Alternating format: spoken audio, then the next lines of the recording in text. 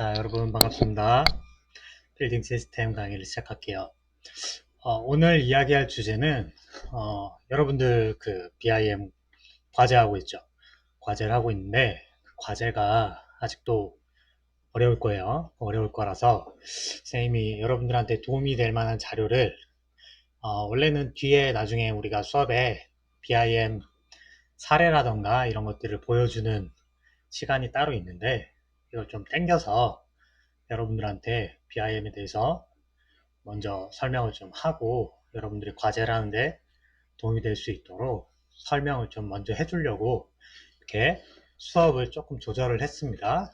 그래서 오늘은 BIM 결과 보고서에 대해서 여러분들한테 소개를 할 건데 자세하게 설명을 얼마나 할 수 있을지는 모르겠지만 사무에서 한 사례랑 해안에서 한 사례를 가지고 여러분들이 과제를 하는데 어느 정도 수준에서 모델링을 해야 하는지에 대해서, 그리고 그 실무에서는 그런 모델링을 어떻게 하고 있는지에 대해서 설명을 할게요.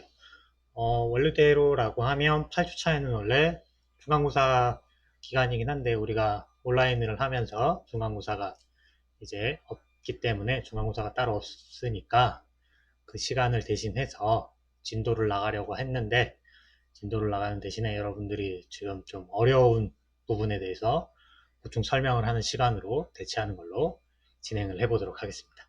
그러면 사례를 보면서 여러분들한테 설명을 해드릴게요. 먼저 설명할 거는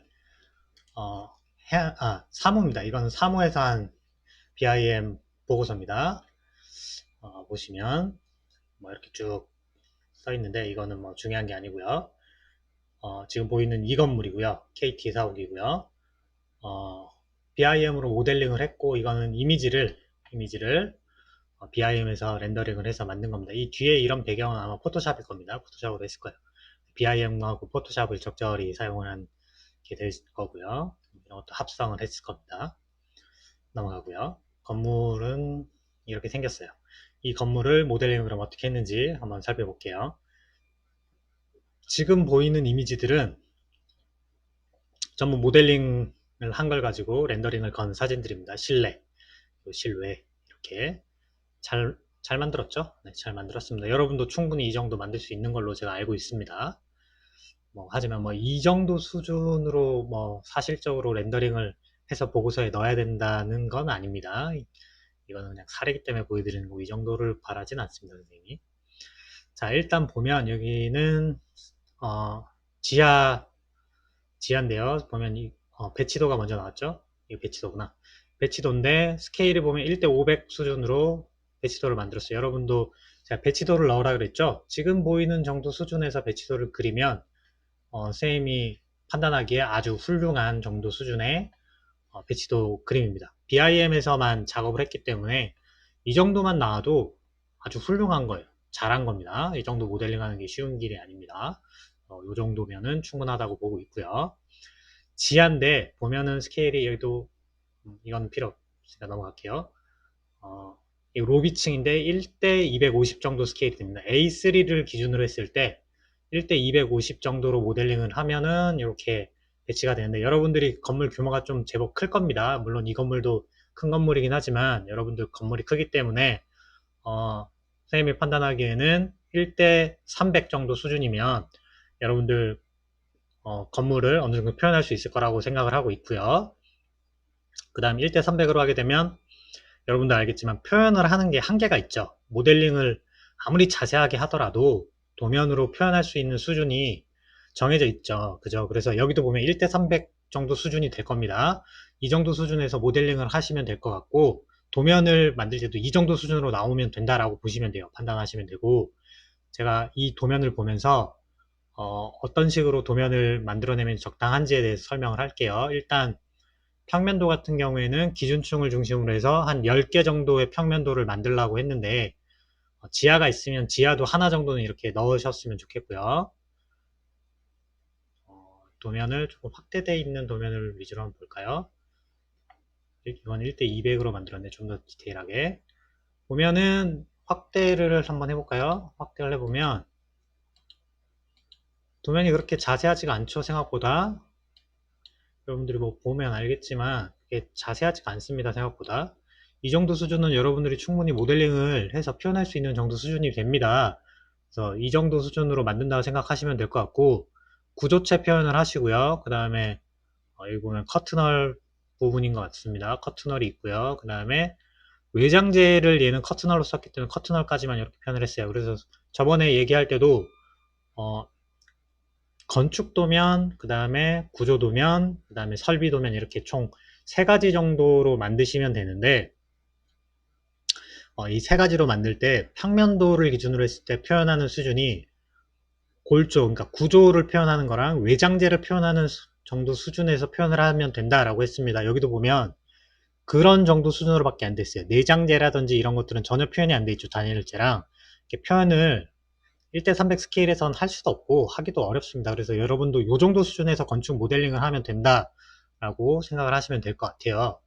더 자세하게 할 필요 없고 이 정도 수준이면 충분합니다. 대신에 이렇게 보면 그리드라든지 치수선들은 나와 있는데 이거는 여러분들이 당연히 좀 표현을 해 주셔야 되죠. 이런 거 표현해 주시고 중간에 이런 구조와 관련된 것도 표현이 돼 있는데 이거는 여러분들이 필요하다고 판단되면 이건 넣으세요. 아니면 구조 도면에 넣으셔도 되긴 하는데 필요하면 건축 도면에도 이렇게 표현을 하시면 될 것 같아요. 모델링을 할 때 어차피 다 보이는 거니까 거기에 맞춰서 표현을 하시면 될 것 같아요. 보면 여기는 화장실을 좀 자세하게 표현을 해놨는데 화장실을 이렇게 자세하게 표현을 안 해도 선생님은 괜찮아요. 이렇게 만약에 표현을 못한다 그러면 여기에 지금처럼 실명을 이렇게 적어놨죠. 여기 밑에 보면 여기도 그런 실명을 적으세요. 가구를 다 표현하기 어려울 경우에는 사실 어려울 거라고 봐요. 그냥 정해줄게요. 넣지 마세요. 요런 거 건축 도면에는 이거 넣지 마세요. 넣지 않는 대신에 여기에 실명을 넣으세요. 엘리베이터를 표현하지 마세요. 표현 안 하는 대신에 여기에 보이드 표시를 해주세요. 보이드 표시를 어떻게 하냐고 물어보는 친구들이 있을 텐데 주석 기능 이용하면 됩니다.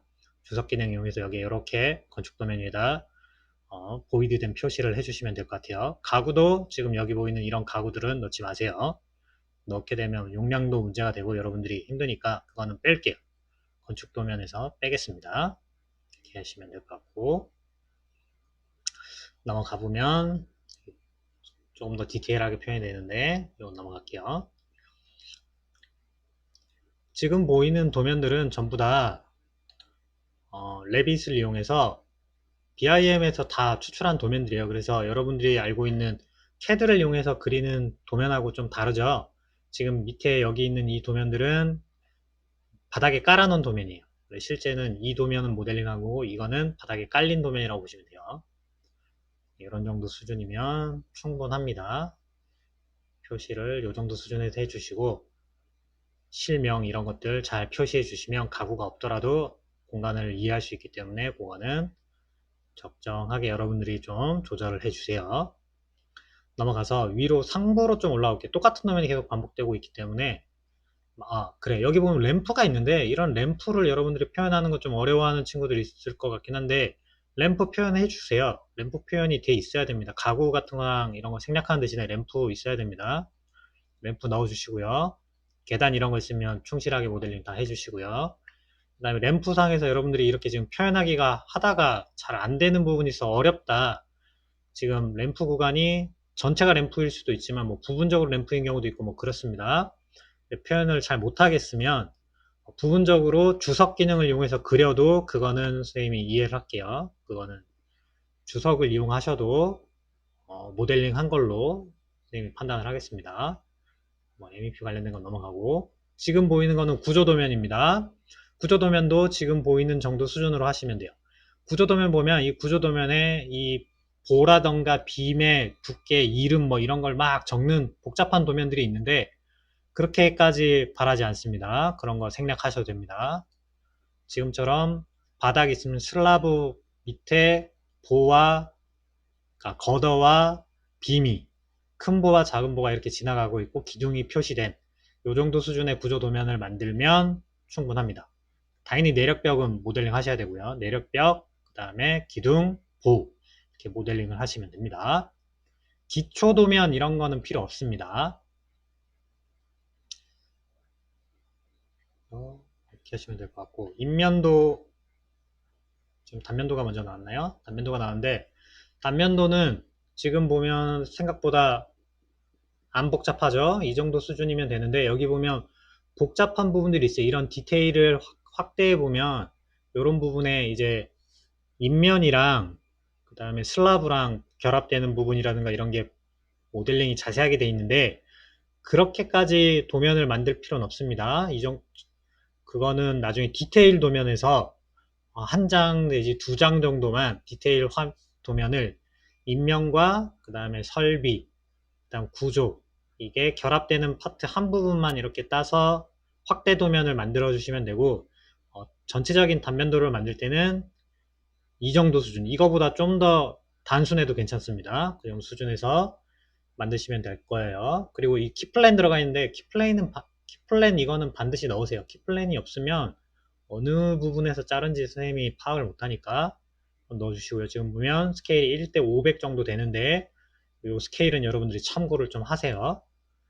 그래서 단면도도 종단면도, 횡단면도에서 한 2개 정도 표현을 해주시면 충분할 것 같습니다. 그리고 여기 보면 이런 나무나 자동차, 사람 뭐 이런 것들을 표현을 했는데 이거는 없어도 괜찮습니다. 없어도 괜찮습니다. 이게 들어가면 이제 용량이 많이 커져요. 그래서 그건 생략을 하셔도 괜찮고요. 지금 보면 좀 확대된 단면도를 추가로 더 그려놨는데 확대 단면도에는 이거보다 디테일해야 돼요. 뒤에 가면 이거보다 디테일한 단면이 있을 거예요. 지금 보이는 게 뭐 대단한 모델링 정도 수준이 아니죠? 여러분도 이 정도는 충분히 모델링 할 수 있습니다. 이렇게 하시고 확대된 거에서는 요 정도 수준을 원해요. 사실 뭐 많은 부분이 아니라 한두 개 정도 부분에서 요 정도의 상세 도면을 원합니다. 이런 표현은 필요 없어요. 이런 표현은 필요 없고요. 디테일이 지금 인면이 있죠. 인면 커튼널이 있습니다. 커튼널과 그 다음에 슬라브가 어떻게 결합되어 있는지, 그리고 이 슬라브 밑에 보가 이렇게 있죠. 보가 어떻게 되어 있는지, 그리고 여기 보면 설비가 이렇게 연결이 되어 있는데 여기는 조명도 있죠. 조명은 필요 없습니다. 우리는 이런 것들이 어떻게 되어 있는지 표현을 하는데 지금 보면 뭐 나무가 있고 사람이 있는데 이건 다 필요 없어요. 다 필요 없고 시스템만 우리가 확인을 하는 겁니다. 시스템. 커튼널 시스템, 그러니까 외피 시스템이 있죠. 그 다음에 슬라브가 있고 이 뒤에 구조체가 있죠. 그런 구조 시스템, 그리고 설비 시스템이 보이도록 여기 결합 부분의 디테일이 어떠고 저쩌고 하는 거 정도 수준은 여러분들이 작업을 못합니다. 그래서 그거는 좀 무리예요. 그래서 지금 보이는 정도 수준이 선생님이 원하는 정도 수준이다 라고 보시면 될 것 같아요. 그러면 여기 있는 이런 것들, 이 설비들을 모델링을 다는 아니더라도 한두 층 정도는 여러분들이 모델링이 부분적으로는 좀 완벽하게 어느 정도 돼 있어야 요 단면을 끊을 수 있겠죠. 그죠? 이렇게 단면을 끊을 수 있는 부분을 한 부분 정도는 좀 디테일한 모델링이 어느 정도 들어가야 됩니다. 전체적으로 좀 러프한 수준으로 들어가긴 하지만 내가 상세 단면을 자를 부분에 대해서는 좀 디테일한 모델링을 추가적으로 좀 진행을 하셔야 될 거예요. 이 정도면 충분하다고 보고 있고요. 이것도 부분 상세이긴 한데 이거는 뭐 필요 없습니다. 여러분들 그냥 참고만 하세요. 어떻게 돼 있는지. 이 건물의 규모로 봤을 때 지금 이 정도 디테일 수준이면 사실 높은 수준의 디테일이 아니에요. 근데 이 정도를 보여줘야 최소한 건물에 대한 시스템을 이해할 수 있기 때문에 하는 거고 여러분들한테 이 정도 수준까지 바라는 건 아니니까 이렇게 하시면 돼요. 이 정도가 1대 100이에요. 스케일이 1대 100. 여러분도 상세 도면을 그릴 때는 1대 100 정도 수준에서 이걸 표현한다 라고 생각하고 만들면 될 것 같고 1대 100이면 도면에 어느 정도까지 표현이 돼야 되는지 여러분 한번 좀 생각을 해 보셔야 될 거예요. 얘가 1대 100이니까 아까 선생님이 처음에 말한 얘는 1대 50이네. 1대 50으로 만드시면 될 것 같네요. 1대 50으로 부분 상태를 하나 만들고 이 정도로 표현한다고 생각을 하시면 될 것 같아요. 이거는 좀 이거보단 좀 더 부분적으로 이건 너무 많이 보이고 좀 더 작게 보여도 됩니다. 이 정도면 될 것 같아요. 넘어가서 인면도도 보면 뭐 크게 어렵거나 복잡하게 안 만들었죠. 여기 뒤에 배경이 있고 이런데 이거 필요 없어요. 배경 이런 거 필요 없습니다. 인면도에 뭐 조경을 한다든지 이런 거 필요 없어요. 건물만 딱 모델링 하시면 됩니다. 건물만 하시면 돼요. 이 정도 수준이 지금 디테일이 얼마죠? 이게 1대 500이네요. 1대 500 정도로 여러분들 만드시면 될 거 아니에요. 인면도도. 1대 500 정도에서 표현을 하는 수준이면 충분합니다. 그 외에 디테일하게 여기 보면 뭐 타입 1, 2 뭐 이런 식으로 표현을 쭉 해놨는데 이거는 여러분들한테 요구하는 내용은 아닙니다. 이런 건 필요 없어요. 그리고 사실 여러분들이 공부해야 되는 건 이런 디테일인데 외장재 그리고 내장재가 구조가 있으면 이거 철분 콘크리트랑 어떻게 결합되는지 이런 디테일이 사실 여러분들이 이해를 좀 하셔야 되는데 이거는 따로 과제가 나갔죠. 따로 과제가 나가 있기 때문에 이거에 대한 거는 모델링을 할 필요는 없고요. 필요하면 하는데 이런 것들을 만드실 필요 없어요. 이런 화면을 만들 필요는 없습니다. 만들 필요는 없고 어떤 게 적용이 됐는지만 표현을 하시면 될 것 같아요. 적용을 해서 타입 1, 2, 3가 있으면 어떻게 구조랑 시스템들이 이렇게 연결이 되는지에 대한 것 디테일을 이렇게 표현을 해 놓은 거예요. 잘 돼 있죠? 여러분들 이렇게 나중에 만드시면 돼요. 지금 위에 올라간 평면도가 이제 나오기 시작하는데 평면도를 좀 확대를 해보면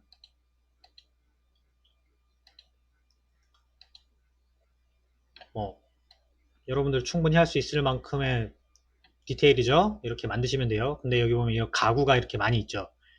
가구가 처음에는 좀 간단하게 해서 가구를 좀 넣어서 확인하려고 했는데 스케일상 가구 생략할게요. 가구 넣지 마세요. 가구 빼셔도 좋습니다. 가구를 빼는 대신에 아까도 얘기했지만 실명을 여기에 잘 적어주세요. 실명. 여기가 어떤 실인지에 대해서 잘 적어주시고 여러분들이 진짜 가구를 좀 모델링하고 싶다. 그러면 뭐 한두 개 정도 넣는 거는 괜찮아요. 이렇게 지금 엄청 많이 들어가 있는데 이렇게 하면 용량이 많이 증가합니다. 그래서 좀 어렵기도 하고 그래서 생략하는 걸로 할 테니까 이건 빼셔도 괜찮습니다. 하고 싶은 사람은 하는데 안 하는 게 좋을 것 같아요. 안 하는 방향으로 하세요. 안 하는 방향으로 하시고요. 가구는 빼는 대신에 여기 보면 파티션이라든가 이런 가벽을 이용해서 공간 분할된 것들이 있는데 이런 것들은 넣어주세요. 넣어주시고요. 화장실 이런 건 필요 없다고 얘기했죠. 하시면 될 것 같아요. 이 위에가 더 디테일하게 막 사람도 들어가 있고 하는데 이런 거 필요 없습니다.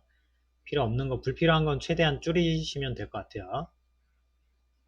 그 다음에 뭐 공간 조닝에 대한 것도 설명이 쭉 나와 있고 뭐 한데 이거는 여러분들이 만드실 필요는 없습니다. 얘니까 보기만 하세요. 이렇게 돼 있고요. 뒤에도 보면 이런 내용들이 쭉 나와요. 이게 총 한 180페이지 가까이 보고서가 만들어져 있어요. 디테일, 부분 디테일들이 많이 등장하죠. 아까 1대 250분의 1 정도 수준은 표현할 수 있는 한계가 있기 때문에 이렇게 100분의 1이나 50분의 1이 중간중간에 많이 들어가요. 그 부분이 조금만 달라져도 그거를 보여줘야 되기 때문에 많이 들어갑니다. 선생님이 원하는 수준이 딱 이 수준인데 얘는 1대 33.3을 만들어 놨네요. 뭐, 이 정도면은 적당할 것 같긴 한데 1대 50 정도면 충분한 것 같아요. 1대 30 정도로 만들면 더 도면이 보긴 좋겠지만 1대 50 정도로 만든다라고 생각을 하시고 여기 보면 부가적인 표시들이 이렇게 나가 있는데 이거는 안 하셔도 돼요. 이런 거 필요 없어요. 필요 없으니까 이런 거 생략하시고요. 사람 뭐 이런 거 필요 없으니까 생략하시면 됩니다. 디테일들이 막 나오죠. 그럼 그 대신에 치수를 좀 기입해 주세요. 여기 보면 천장고 여기 실링 있는 부분까지 천장고가 얼만지 여기 슬라브가 있으니까 여기서부터 여기까지 층고는 얼만지 이런 것들을 좀 표현을 해서 여기서부터 여기까지 치수는 어느 정도 되는지 이런 것들을 좀 여러분들이 익히는 거라고 생각하고 표현을 했어요. 여기 보가 있는데 이 보랑 보 사이의 거리는 어느 정도 되는지 이 보와 여기 인면 마감까지는 거리가 어느 정도 되는지 이런 치수선들을 좀 이렇게 뽑아 가지고 표현을 해주세요. 여기서는 그 치수가 빠져 있는데 좀 표현을 해주세요.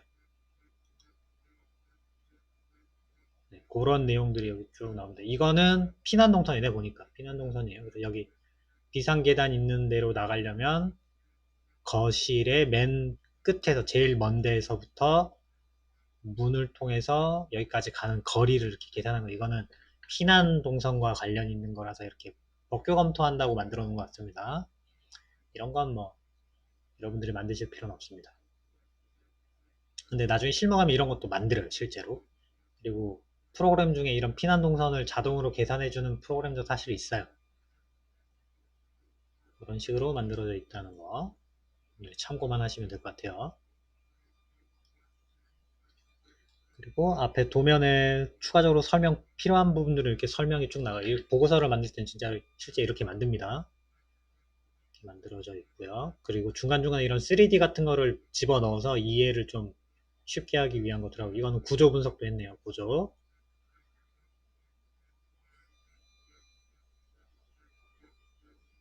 이렇게 돼 있고요. 그러고 보니까 구조 나오니까 생각난 건데, 구조 모델링 하신 다음에 도면 만들고 나면 그 옆에 구조도 구조도에 해당하는 투시도를 옆에 이렇게 추가를 해주세요. 이런 식으로 그려주셔도 좋고, 이렇게 전체를 보여줘도 좋고, 이렇게 추가를 해주세요. 볼 수 있게. 이렇게 전체가 반드시 하나는 들어가야 확인을 할 수 있겠죠. 이렇게 하나 넣어주시면 될 것 같고, 넘어가서 이런 디테일은 필요 없죠. 이런 디테일은 넣지 마세요. 여러분들 힘듭니다. 이런 디테일은 넣지 마시고요. 구조도 하면은 이런 식으로 나와요. 이렇게 슬라브가 깔리면 이 슬라브 양쪽으로 힘이 어느 정도 전달되는지, 그 다음에 각각의 보의 명칭들이 붙어요. 그럼 이 명칭별로 이렇게 해서 어떤 보가 여기 들어가 있는지, 구조로 쓰이는 골조의 종류와 그 다음에 치수, 뭐 강도 이런 것들이 여기 기입이 되게 되는데, 이런 것까지는 할 필요 없어요. 생략. 이렇게 구조를 보여주는 도면 이렇게만 나오면 됩니다. 이런 슬라브 양쪽으로 힘 전달 방향이라든지 번호 이런 건 필요 없어요. 넘버링. 치수선이랑 그 다음에 여기 보이는 그리드 이 정도만 만들면 구조도면은 충분합니다. 이렇게 만드시면 될 것 같아요. 구조도면의 숫자도 평면도의 숫자랑 맞출게요. 그럼 10개 정도로 맞추고, 그러면 평면도, 만약에 평면도를 지하 1층, 그 다음에 지상 1층, 5층, 10층, 15층 뭐 이렇게 만들었다. 그러면 구조도도 그 평면도에 해당하는 구조도를 그리면 됩니다. 지하 1층 평면도를 그렸으면 지하 1층 구조도를 그려주고요. 그 다음에 1층 평면도를 만들면 1층 구조도도 만들고, 이렇게 해서 구조도면도 총 그러면 10개로 하는 걸로 하겠습니다. 10개로. 구조는 넘어가고, 이거는 뭐 에너지 시뮬레이션도 했네요. 실무 가면 뭐 많이 해요. 여러분들이 학교에서 배운 거 이상으로 사실 공부를 회사 가면 안 할 것 같지만, 여러분들이 공부해야 될 게 정말 많아져요. 어떤 것들을 하고 있는지 보는 것도 여러분들한테 도움이 됩니다. 사실 디테일은 뭐 이런 디테일이 있다 라고 하는 거고요. 넘어갈게요. 넘어가서 뭐 계속 분석을 뭐 열심히 했네요. 에너지 분석하려고 뭐 많이 했습니다. 보니까. 넘어가고 쭉 넘어가서 뒤에 부분에 가보면 뭐가 있나, 조명에 관련된 것도 있고, 여기는 설비에 대한 모델링을 보고서에 별로 많이 표현을 안 해놔가지고, 그거는 제가 다른 사례를 보면서 설명을 해드릴게요. 이런 식으로 써요. 여기서는 설비와 관련된 거를 이렇게 개통도로만 그려놨어요. 그래서 평면도에서 이렇게 된다라고 표현해놓고, 뭐 단면을 끊었을 때 어떻게 된다 이렇게 표현만 하는데, 이렇게 하면 이게 이해가 안 되기 때문에 보통 일반적으로 좀 더 자세하게 그려주려면 이렇게만 그리는 게 아니라, 이게 평면도 위에 얘가 올라가 있어야 되거든요. 근데 지금 여기는 그렇게 안 만들어 놨어요. 여러분들은 그렇게 그리면 안 되고, 이건 이렇게 표현해주면 사실 잘 이해를 할 수가 없어요. 이거 보니까 지열발절도 있네. 이런 식으로 개통도를 수직 개통도, 수평 개통도 이렇게 둘 다 만들었죠. 수직으로 올라가서 어떻게 연결되는지 뭐 이런 것도 만들어 놨습니다. 그죠? 이렇게 만들어 놨는데, 나중에 여러분들 실무 가면 배우게 될 겁니다. 이게 보통 우리가 아는 개통도입니다. 이거 보니까 이거는 물을 공급하는 건데, 보니까 이건 스프링클러네요. 스프링클러입니다. 그래서 물을 이렇게 해서 지하에서 물을 받아서 일부는 위로 올려서 위에 물탱크로 가죠. 물탱크로 가고, 부분적으로는 직수를 연결해서 설비로, 소화 설비로 연결을 쭉쭉 하는데, 부분적으로는 위에 저장되어 있는 물탱크에서 밑으로 내려와서 이렇게 연결시키는 방법도 여기서 여기로 들어갔다가 여기로 이렇게 내려와서 이렇게 연결이 되죠. 여기 연결된 거랑 여기 연결된 게 지금 따로따로 연결이 돼 있죠. 그래서 차이가 있습니다. 이렇게 연결이 돼 있다라고 하는 걸 보여주는 개통도입니다. 이런 개통도 이렇게 보면 여러분들이 이해하기 어렵잖아, 그죠? 그래서 모델링 된 거를 보는 게 저희는 이해하기 쉽죠. 그래서 모델링 된 거를 여러분들은 보고서에 넣으시면 됩니다. 그래서 이렇게 해서 끝입니다. 이게 사무에서 했던 프로젝트인데 다른 사례도 한번 볼게요. 이거는 역시 사무에서 했던 거고 서울 동부지방법원 청사네요. 이거는 현상 설계했던 거를 보고서로 만든 것 같습니다. 보니까. 그래서 모델링 된 걸 보면 건축 있고 구조 있고 토목 있고 조경 있고 기계 분야 있고 전기 있고 통신 소방 이렇게 있는데 여러분들이 작업하는 거는 조경 빼고 토목 빼고 전기 빼고 통신 빼고 소방도 빼고 그래서 기계 설비 그 다음에 건축 구조 기계 설비 이렇게 세 가지만 하는 거예요. 세 가지만 하시면 되고 이 기계 설비 안에 여러분들이 파이프 설계 따로 그 다음에 덕트 설계 따로 이렇게 해서 두 개로 나누시면 돼요. 두 개로 나누시면 됩니다. 그래서 세 개를 한다라고 보시면 돼요. 실무에 가면은 사실은 그게 하나인데 그렇게 돼 있다라고 생각하시면 될 것 같고 뭐 모델링 하는 거는 구조 같은 경우에는 뭐 100분의 1 정도 건축도 100분의 1 정도로 이렇게 모델링을 했다 이렇게 나오네요. 레비 파일이 그래서 여기는 건축 구조 조경 외피 대지 외피 공간 소방 전기 기계 뭐 이렇게 해가지고 총 10개 파일을 만들었다 라고 나오죠. 10개 파일을 만들었다 라는 거는 링크 되는 게 총 10개 파일이 나온다 라는 거예요. 그죠? 그럼 여기 웹피랑 아마 차이가 있을 거예요. 이거는 아마 구조와 관련된 웹피 쪽일 거예요. 지하 부분이라든지 이런 부분일 거고 지하 마감 이런 부분이 여기 들어갔을 거고 이 웹피 같은 경우에는 커튼널이라든지 이런 것들일 거예요. 그래서 여기랑 따로따로 모델링을 했죠. 근데 우리는 얘는 안 만들 거니까 이것만 만드시면 되겠죠. 그 다음에 여기 공간을 나눌 때 내벽 따로 외벽 따로 만든 거예요. 그래서 여기 웹피가 따로 있고 그 다음에 내벽 따로 이렇게 만들었는데 우리는 이거를 따로따로 만드는 게 아니라 요거를 건축에 합쳤다라고 생각하시면 될 것 같고 공간이라고 나오는 건 나중에 유지 관리라든지 이런 걸 위해서 필요해요. 에너지 시뮬레이션도 그렇고 그때 써먹는 거예요. 이건 안 만듭니다. 소방은 아까 소화 설비라든지 이런 것들인데 이것도 우리는 안 만들고 전기 안 만들죠. 기계 만들어야 되고 토목 안 만들죠. 구조 만들고 조경 안 만들고 이렇게 돼 있다라는 걸 아시면 될 것 같습니다.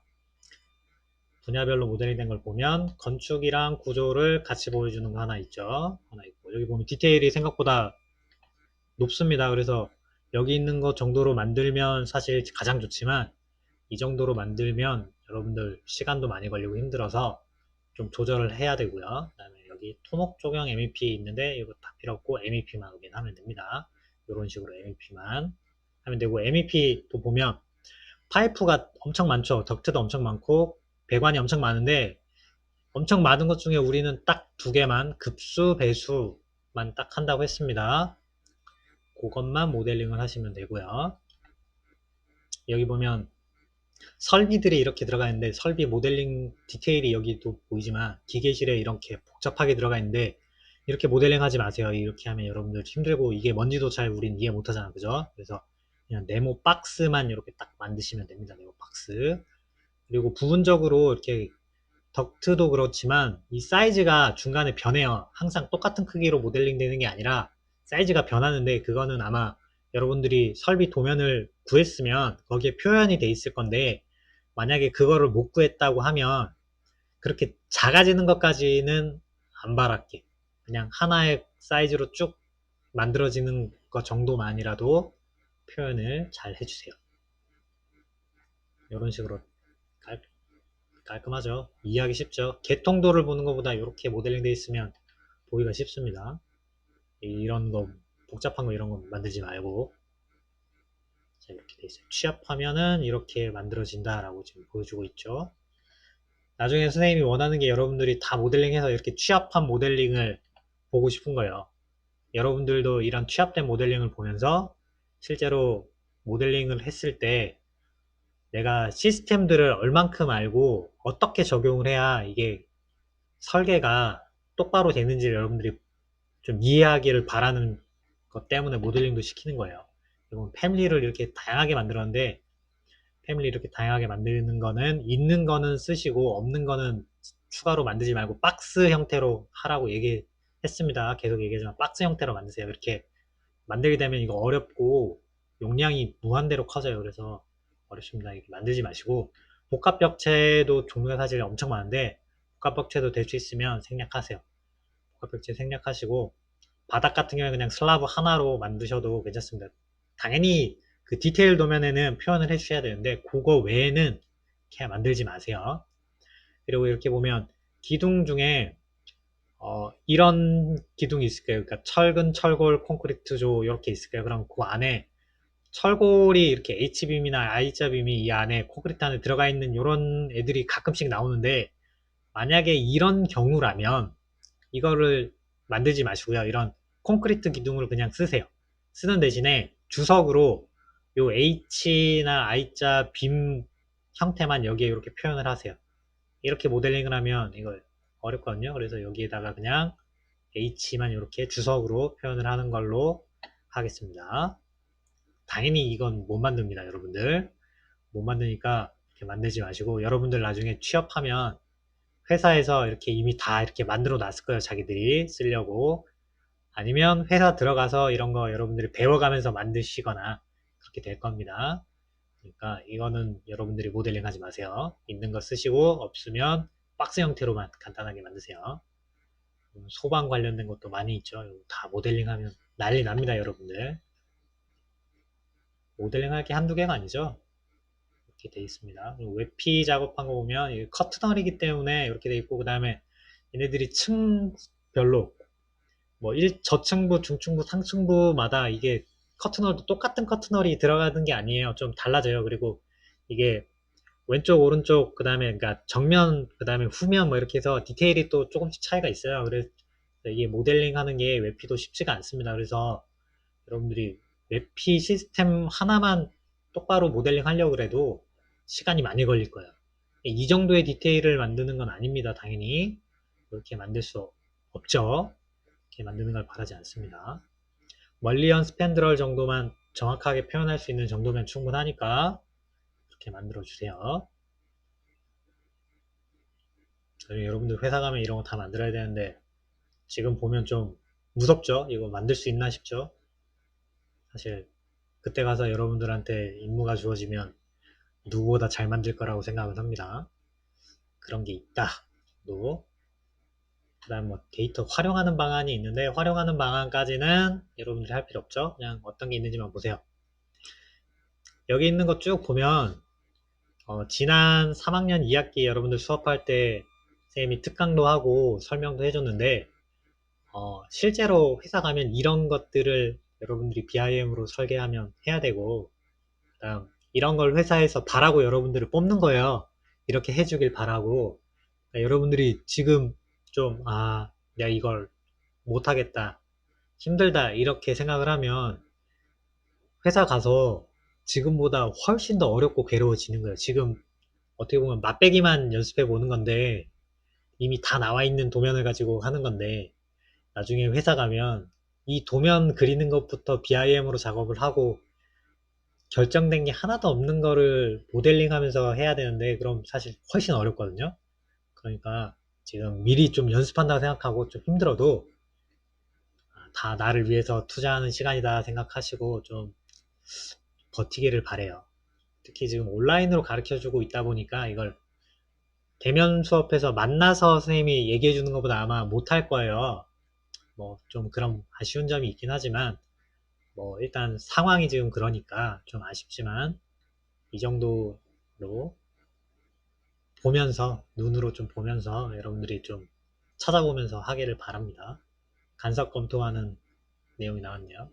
나비스웍스도 배웠었죠? 선생님이 가르쳐 드렸죠? 물론 뭐 복잡한 거 다 가르쳐 드리진 않았지만 일단 어떻게 하는지는 알잖아, 그죠? 물론 우리 보고서에 이걸 넣는 건 아닙니다. 보고서에 이걸 넣으라고 제가 한 적이 없습니다. 그냥 회사에서도 이런 걸 하고 있다라는 겁니다. 그래서 뭐 설계를 하다가 이런 문제가 생겼다, 간섭이 났다, 그럼 그 간섭 수정하는 거예요. 이런 작업을 엄청나게 많이 해요. 지금도 보면 잘못 설계된 게 덕트가 가다가 이렇게 꺾여야 되는 부분이 생겼죠. 이렇게 많이 꺾이면, 특히 이렇게 90도로 꺾이고 이런 부분이, 이 부분에 부하가 걸려요. 공기도 물도 그렇지만 공기도 가다가 이렇게 딱 하면 여기 부딪히면 여기에서 튕겨요. 그러면 이게 이렇게 와서 자연스럽게 이리로 갈 것 같지만 실제로는 강한 바람을 뿜어주고 있는데, 뿜어준 바람이 여기 탁 막히면 일부는 이 밑으로 흘러가겠지만 일부는 튕겨서 여기서 오는 이 바람을 막아버립니다. 여기서 여기 부하가 걸려요. 그래서 이런 설계는 이거 잘못된 거거든. 그래서 이렇게 설계 안 합니다. 지금 보이는 것처럼 이렇게 스무스하게 이렇게 지나갈 수 있게 이렇게 만드는 게 정상적이에요. 그래서 계획상에는 이렇게 돼 있으면 나중에 체크해가지고 이렇게 다 고쳐야 되는 거야. BIM으로는 이런 거 보려고 만드는 거죠. 지금도 보면 이거 갤러리라고 부르는 건데, 이게 지나가다가 관을 통과하는 이런, 2D에서 보면 이런 걸 못 잡지, 그죠? 3D에서 이렇게 고쳐주는 겁니다. 간섭 체크만 잘해도 여러분들이 건축 설계 비용의 한 10%, 20%를 세이브할 수 있어요. 그래서 이런 것만 체크 잘해줘도 돈을 아끼는 거예요, 사실. 스케줄링 하는 거고, 스케줄링 하는 것도 여러분들한테 잠깐 그냥 지나가면서 설명을 해주긴 했어요. 이렇게 만든다. 여기 보면 K빔스라고 깨알같이 써있죠. 이 K빔스가 선생님이 얘기했던 거 기억나는 사람 있는지 모르겠는데, 예전에 국토교통부에서 K빔스라고 BIM 국내 표준을 만든다고 했습니다. 그죠? 그때 선생님이 그 과제에 참여해가지고 같이 K빔스 작업을 했었다고 이야기를 했죠. 그 내용, K빔스가 이거 똑같은 내용이에요. 왜냐면 K빔스라고 하는 거는 국가 표준 플랫폼이에요. BIM 플랫폼.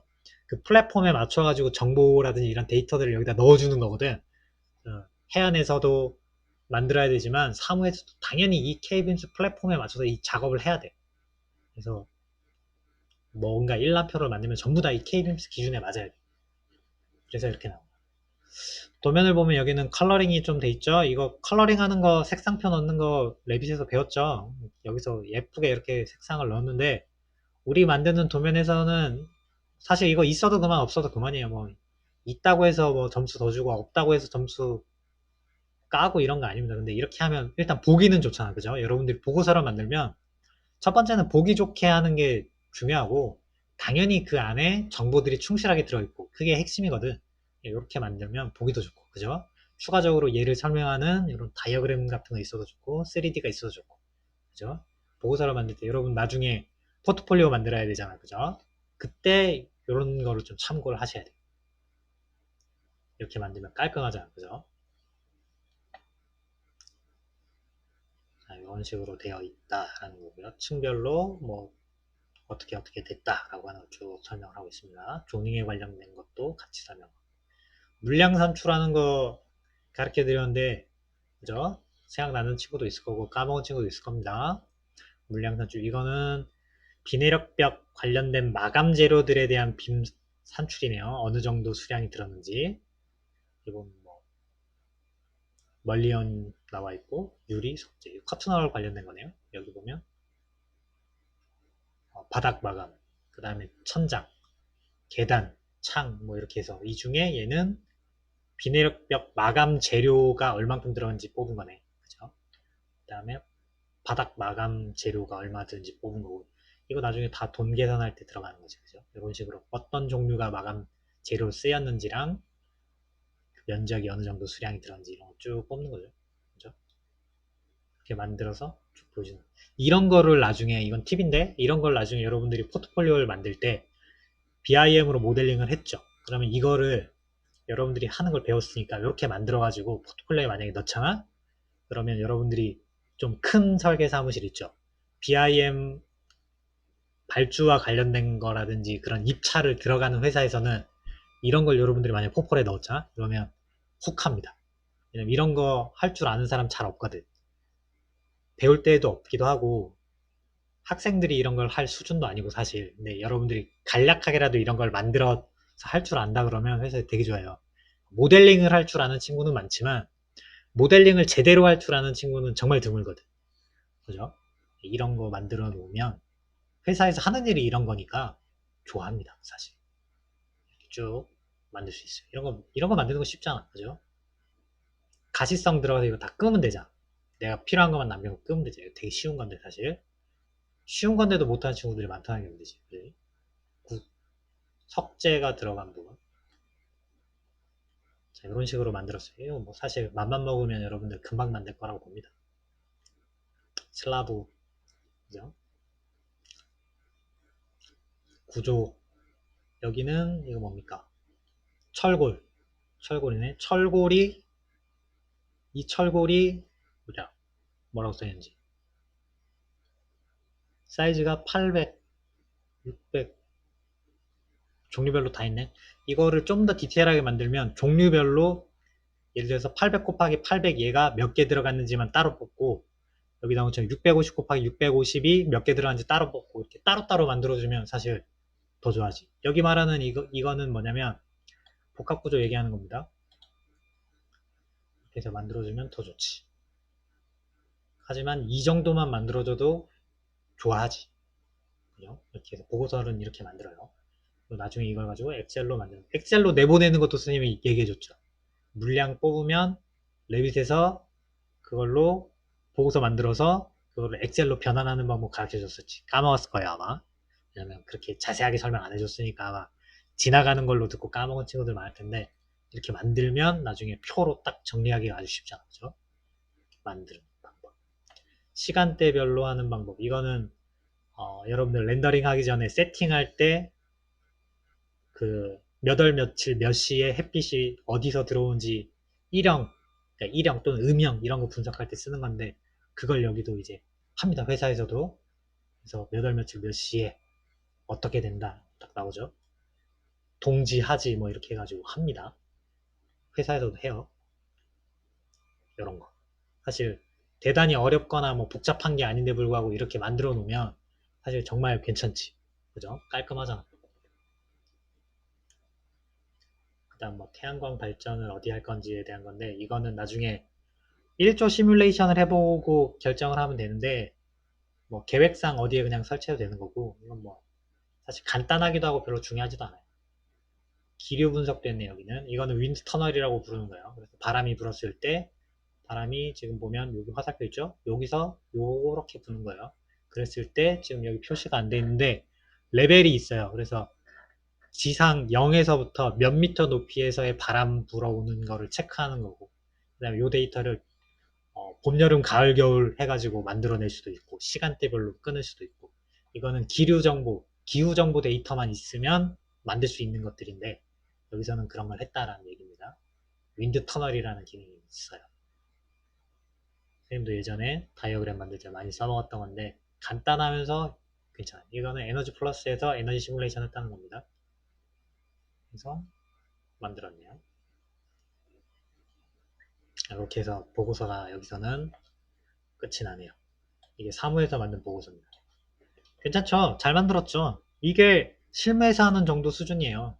여러분들이 여기에서 보면 잘 몰라서 그리고 알지만 어떻게 해야 되는지 몰라서 안 하는 내용들이 사실 많이 들어있죠. 그죠? 이 정도 수준까지는 아니더라도 이와 유사한 형태로 여러분들이 포트폴리오를 만들 수 있으면 여러분들 취업 뭐 따놓은 당상이죠. 자, 해안에서 한 거 한번 볼게요. 이거는 실시 설계 결과 보고서입니다. 그래서 여기는 아까 나온 것보다 좀 더 약간 보고서틱하죠.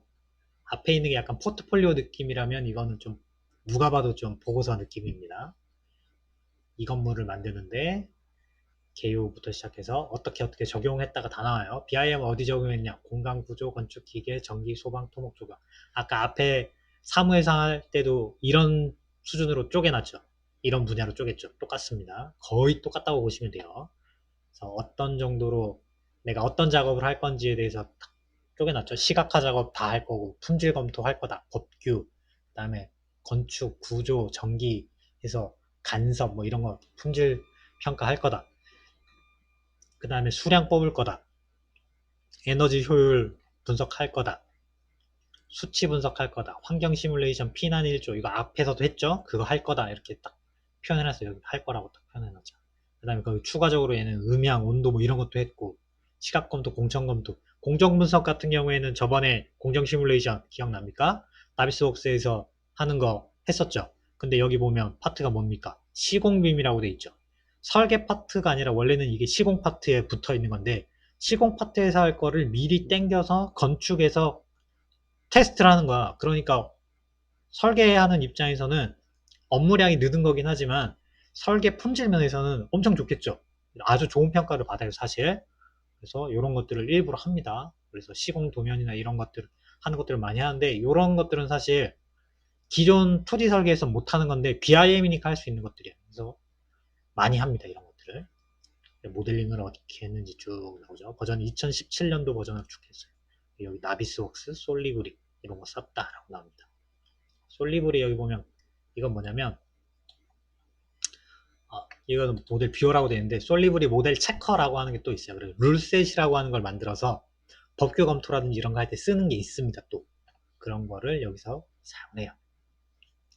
선생님도 솔리브리 써봤는데 이 솔리브리가 이 룰셋을 만드는 게 되게 어려워서 실무에서도 많이 안 쓰거든. 이거를 좀 잘 쓸 수 있으면 여러분들 사실 취업할 필요 없어. 회사 차려도 성공할 수 있어.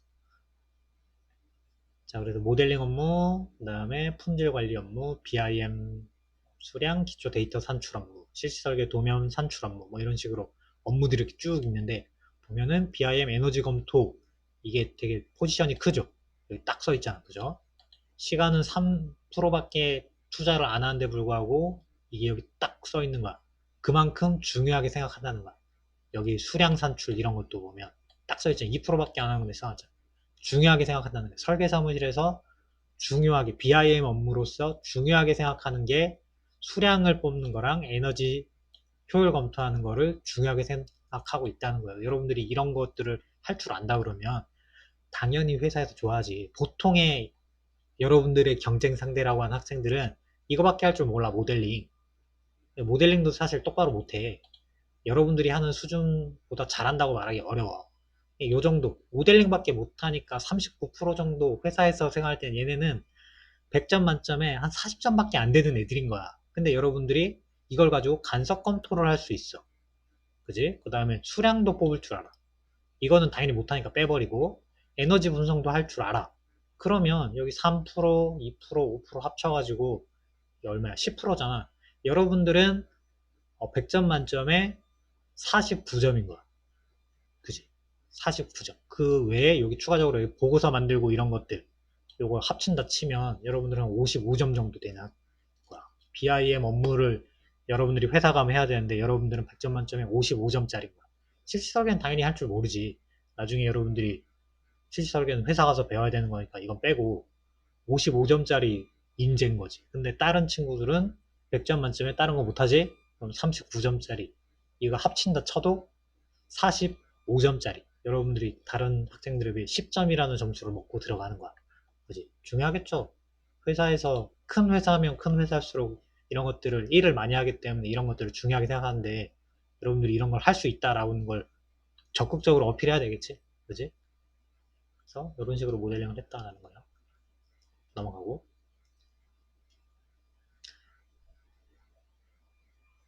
넘어가고 데이터를 만드는 거 어떤 식으로 빔 데이터를 만들었는지 이렇게 다 표현을 해요. 이건 나중에 누구한테 주는 거냐면 이 BIM 발주를 냈던 건축주한테 이거를 제출하는 보고서예요. 그러니까 정리를 쭉 한 거야. 이런 것만 만드는 게 아니라 내가 어떻게 모델링 했는지 다 표현을 해주고 어느 수준으로 만들었는지 다 이렇게 적어. 이것만 하는 게 아니라 뒤에 가면 뭐 기계전기 이런 것도 있지만 더 내려가 볼까요? 토목도 있고요. 이런 거 빔 데이터 적용 대상 작성 결과 실제로 내가 이걸 적용했을 때 어떻게 BIM 활용해서 효과를 받는지에 대한 것들을 보고서 이렇게 정리를 쭉 해.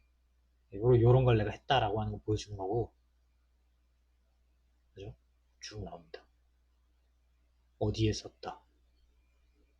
나오죠. 이런 것들을 많이 만들면 많이 만들수록 사실 잘했다라고 평가를 받아요.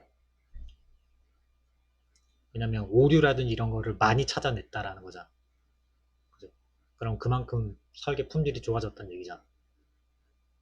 회사에선 이런 것들만 집중적으로 찾아내는 분들도 있어요. 오류만 검토해주는. 뭡니까? 뭔가. 그리고 오류만 이런 데이터만 만들어주는 사람도 있고, 앞에 얘기했던 시뮬레이션 같은 거 있죠. 그런 것만 전문적으로 하는 사람도 있어요. 여러분들은 전문적으로 그걸 다루지는 않겠지만 이런 걸 만들 수 있다라고 하는 걸 보여주겠죠. 그 다음에 라이브러리 여기 보면 자체 제작한단 말이야. 이런 거 없는 것들은 자체로 만들어야 되는데 이런 거를 또 전문적으로 만드는 직원들도 있어. 회사에 필요한 라이브러리들을 만들어내. 그런 사람도 필요하거든. 그래야 설계할 때 쓰니까. 회사에는 이런 것들을 그래서 구축해 주는 팀이 또 별도로 있습니다.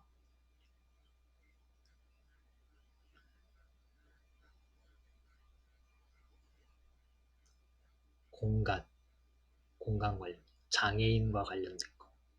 이건 뭐지? 피난과 관련된 거. 디자인 검토할 때 여기 보면 뒤에 켜놨죠. 그죠? 그래서 뷰어를 이용해서 모델링한 거를 보면서 체크를 하는 거야. 발주처 보고라고 딱 써있잖아. 그죠? 커튼을 대안 검토할 때 모델링을 한 거를 체크하고 설계 검토할 때 쓰는 것들이죠. 이런 거 눈에 거슬리는 부분 찾아내가지고 갖고 오는 거 중요하죠, 사실. 설비 관련된 것도 있고. 우리는 이런 걸 찾아내는 보고서가 아니기 때문에 사실 상관은 없지만 뭐가 있는지는 좀 체크해야죠. 여기도 나비스웍스 썼죠. 거의 모든 회사가 쓰는 프로그램들이 거의 정해져 있어요. 비슷해요. 큰 차이가 없어. 하는 업무들도 거의 비슷비슷해. 정해져 있어. 선생님도 해봤지만 크게 달라질 수가 없어.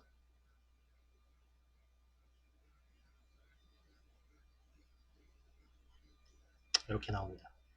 이런 간섭 검토 및 처리 결과 목록 이거를 만들어내는 게 1이거든 사실. 이게 만들어내는 게 1인데 이거를 많이 만들어요 사실. 많이 찾을수록 유능하다고 이야기를 합니다. 여기 하나 찾아냈다 고쳤다. 이런 데 하나 찾았다 고쳤다. 이렇게 해주면 BIM을 쓰는 이유에 대해서 와닿잖아. 아, 이렇게 효과가 좋구나 라는 걸 이거 눈으로 보면 찾기 힘든데, 그러니까 도면으로 보면 찾기 힘든데 이렇게 3D로 탁탁탁 찾아서 해주면 이거 나중에 설계 변경할 때 들어가는 시간과 비용이 장난 아닌데 그거를 세이브해 주는 거거든. 이게 건물 짓는데 여러분들 얼마가 들지 감이 안 오겠지만 뭐 100억 든다고 생각해 보세요. 100억 중에 간섭 체크를 잘 해가지고 10%만 세이브할 수 있으면 10억을 아끼는 거야. 엄청나죠? 이거를 이제 전문적으로 찾아내는 사람들이 있다니까, 회사에. 그래서 이런 거를 많이 찾으면 그만큼 회사에 돈을 벌어주는 거야. 이렇게 보고서들이 엄청나게 많이 나오죠. 잘 만들어냅니다. 여러분도 필요하면 이렇게 간섭 체크한 거를 나비스웍스나 여기서 했다라고만 보여주는 게 아니라 실제로 그걸 찾아서 내가 이렇게 설계에 반영했다라고 하는 걸 포포를 딱 보여주잖아. 엄청 좋아해. 설계를 변경한 게 중요한 게 아니라 왜 그렇게 변경했는지가 사실 궁금한 거거든. 이런 식으로. 대부분의 간섭 같은 거는 어디서 나오냐면 건축 자체에서 간섭 없어요. 구조 자체에서 간섭 없어. 근데 구조랑 설비랑 간섭이 일어나고 구조랑 건축이랑 간섭이 일어나고 이래서 간섭이 일어나는 거야. 그 외에 간섭이 일어나는 거는 그냥 실력이 없는 거야. 왜냐면 건축하는데 벽이 있고 문을 달아야 되는데 벽과 문이 간섭이 일어났다? 잘못한 거지. 설계 자체를 잘못한 거잖아. 그죠? 근데 설계는 제대로 됐는데 나중에 구조랑 크로스 검토를 해보면 구조가 변경돼야 되는 경우가 생기거나 뭐 건축이 변경되는 경우는 생길 수 있지. 왜냐면 업무를 같이 하는 게 아니라 한 사람이 하는 게 아니라 따로따로 했으니까 그럴 수 있는데 그런 게 아닌 이상 간섭이 생겨서 문제가 발생했다? 그러면 좀 혼나야죠. 그렇습니다. 이 대부분이 보면은 건축 안에서 잘못됐거나 이런 게 아니라 다른 거랑 두 개가 크로스 체크할 때 간섭 난 거. 여기도 보면 덕트랑 인테리어가 간섭이 일어난 거죠. 그죠? 여기도 보면 덕트랑 토출구랑 이런 거는 이거는 건축과 관련 있는 거라고 봐야 돼. 이 토출구라고 하는 얘는 얘랑 얘가 간섭이 일어난 거니까. 이런 것들이 많죠.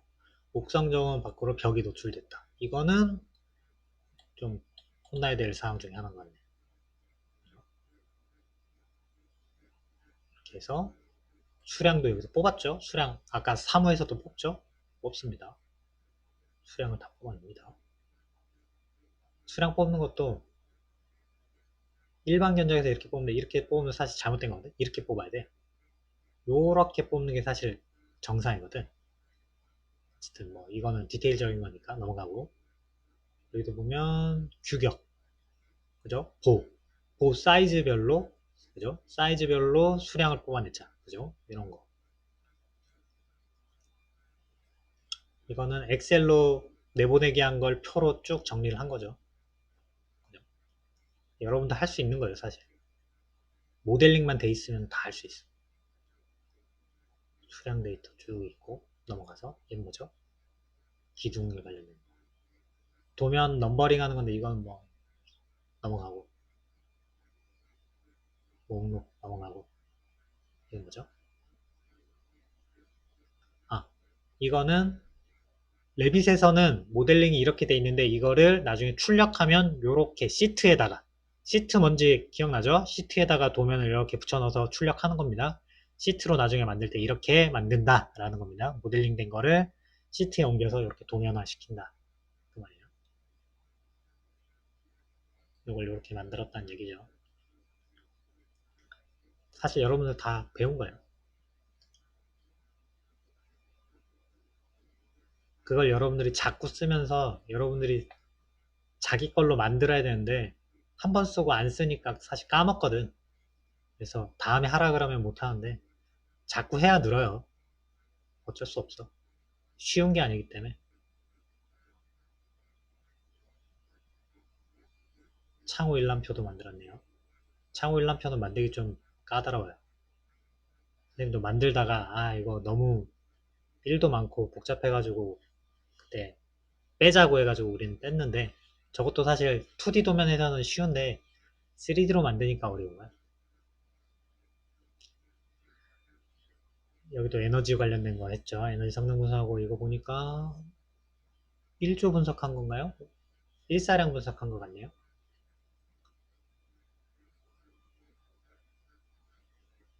투시도 나중에 뽑아낸 거고요. 그리고 요즘은 투시도를 이렇게 뽑기도 하지만 투시도보다 중요한 사항이 동영상이에요. 동영상. 그래서 여러분들 동영상 만드는 거 과제로 냈던 거 기억나죠? 지난 학기에 3학년 2학기 때 과제로 동영상 만드는 거 했잖아, 그죠? 트윈 모션 가지고. 요즘은 동영상을 중요하게 생각해요. 그래서 여러분들도 동영상 만드는 거를 조금 연습을 해야 돼. 이거를 2D로 만드는 것도 많이 하긴 하지만, 포폴은 2D지만 회사에서 실제 업무를 할 때는 동영상을 가지고 많이 해요. 2D 가지고는 이해하는데 한계가 있어서 여러분도 동영상 만드는 거는 틈틈이 좀 연습을 하도록 하세요. 이렇게 만들었다. 그죠? 여기도 보면 사용한 거 보면 쭉 보면 트윈모션 썼지. 그지?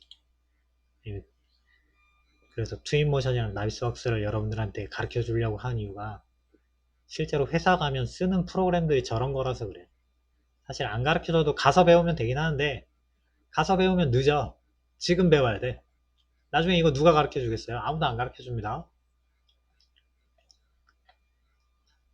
이런 식으로 만든다는 겁니다.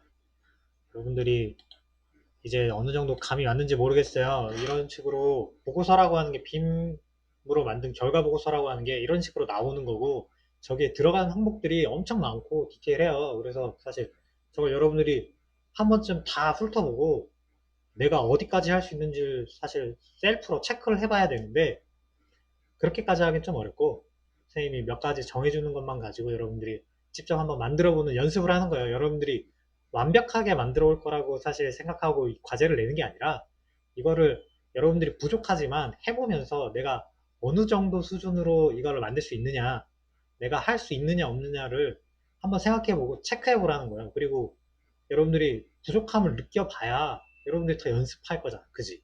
연습을 해야 되고, 사실 앞으로 여러분들은 이런 거를 지금 선생님보다 더 잘해야 되는 사람들이야. 나보다 더 잘해서 나중에 여러분들이 실무에서 교수님 우리는 이런 거 쓰는데 우리 후배들한테 교수님이 이런 것 좀 가르쳐 주셔야 되는 거 아니냐 라고 거꾸로 선생님한테 가르쳐 줘야 되는 사람들입니다. 나중에는 지금은 제가 선생님이 가르쳐 주고 있지만 나중에는 여러분들이 선생님을 가르쳐 줄 거라고 생각하고 지금 열심히 가르쳐 드릴 테니까 나중에 여러분도 선생님한테 많이 가르쳐 주세요. 알겠죠?